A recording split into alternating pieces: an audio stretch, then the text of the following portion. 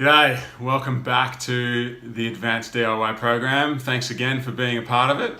Today I wanted to talk about another aspect of your new life, of your new persona, the way people see you, that you might have to deal with. I get a lot of questions from people about this, and I think it's important that we go over it now because for a lot of you it's going to be something you'll encounter as well.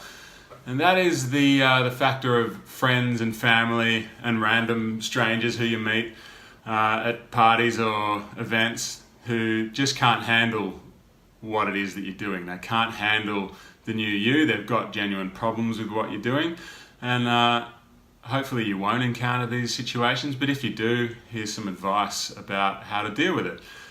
So there's chances are there's going to be people in your life, one way or another, who just can't handle the changes that you've made, your new outlook on life, your new diet, the fact that you ate potatoes only.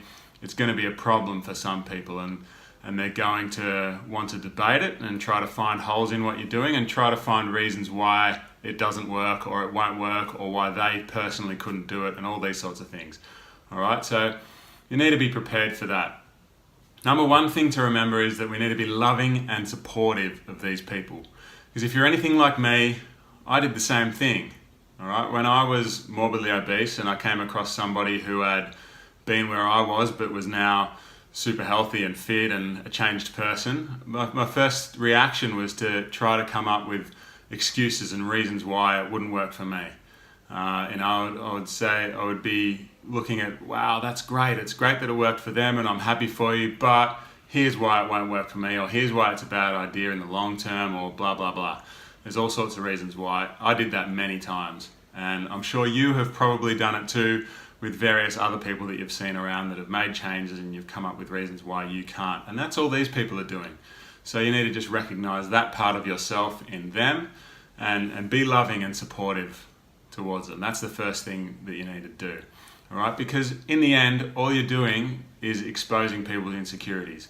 By making changes in yourself and improving yourself, what you're effectively doing is holding a mirror up to others, and you're forcing them to take a look at their own lives and take a look at their own weaknesses, and they've got to then either do one of two things. They've either got to do what you've done and improve their lives and then make changes, or they have to come up with reasons why they can't. They have to justify their decision not to do that. All right, that's the only two choices they've got. All right, and you've done it before and I've done it before, so be loving and be supportive. You don't need to push anything on anybody. All right, if you're anything like me, again, in the past I've tried lots of different diets, lots of different exercise routines, and all of them for a short time seemed like they were successful things, and they were things that I wanted to tell everybody about and have everybody join in. And I was excited about it and I wanted to share it with everybody. You don't need to do that either. If people are interested, they will notice the changes that are happening in you. They will see what's going on and they will notice the way your personality's shifted. And if they're interested and want help, they'll ask for it. You don't need to put it out there. So just wait, basically. I still am like that now, and I am still reluctant to share my story with people. I don't just go instantly say, this is how you lose weight and this is what you do. I keep it to myself unless people ask. And when people ask once, then I just give them some sort of brief, short answer that doesn't really matter. And if they ask more, then I start telling them more information. But I keep it to myself mostly. And I think that's a good approach if you want to avoid conflict or awkward situations.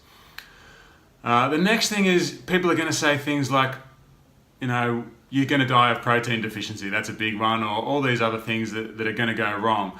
The best strategy, I think, is to just, first of all, agree with them. Yeah, you're right. This is unhealthy. I'm probably going to die soon. I agree. You're right. And they might think that's a weird answer, but they win the argument, so it's over.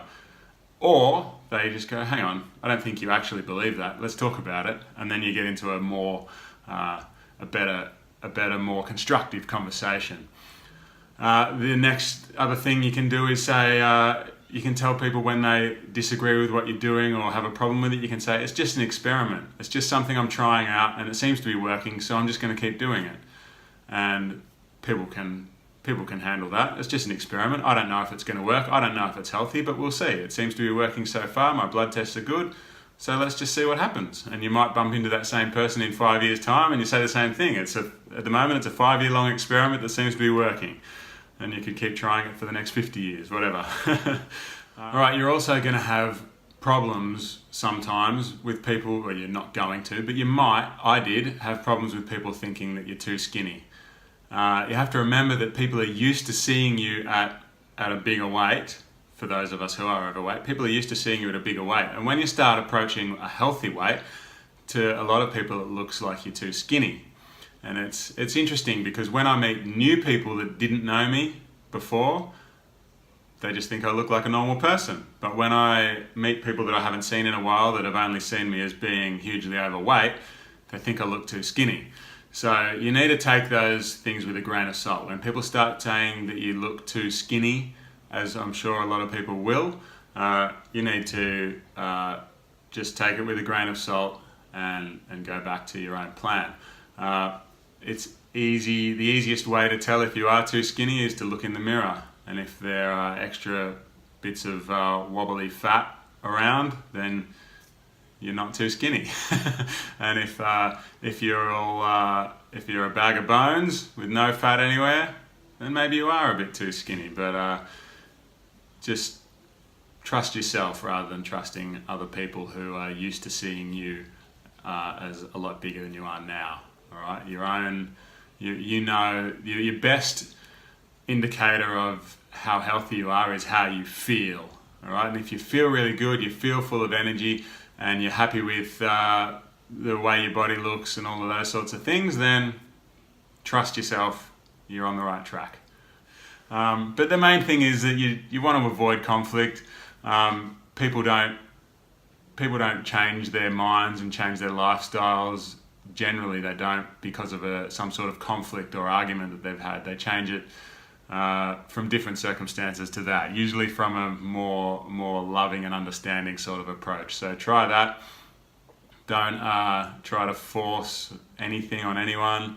Not that force is the wrong word, but don't try to be overly assertive. Just be agreeable, and people who actually genuinely want more information will come back to you and will ask you more and want to find out more. So I hope that helps with dealing with the landmines that can come up from time to time. So just keep that in the back of your mind, because I'm sure at some point someone's going to be angry about what you've done. So hopefully that'll help. All right, thanks everyone. I'll see you next time.